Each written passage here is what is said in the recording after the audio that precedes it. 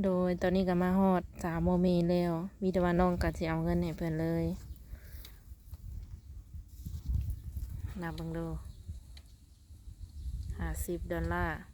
ล้านปลาย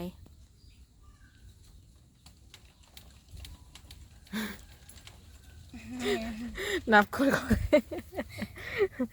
ล้านล้านอัน 50 เนาะ โดยฮอดบ่ล่ะ โดยฮอด ฮอดมือ3 โมงเป็นทีมฮอดมีแต่ว่า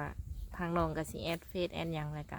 ให้คุยกันเองเนาะ โดย โดยให้ทาง3 โมงขอบใจอ้ายเพิ่นแน่เนาะที่ว่าเพิ่นฝากเงินให้ โดยขอบใจอ้ายเพิ่นเด้อที่แบบฝากเงินให้ซื้อนอกซื้อนมอิหยังให้ลูกให้ แม่ ขอบ น ใจหลายๆให้เพิ่นอยู่ดีไม่แห้งอย่าเจ็บอย่าขายเด้อปีใหม่ก็ให้อยู่ดีไม่แห้งตลอดปีตลอดไป เงินไหลน้องทองไหลเขาเด้อ โดย ใจหลายๆ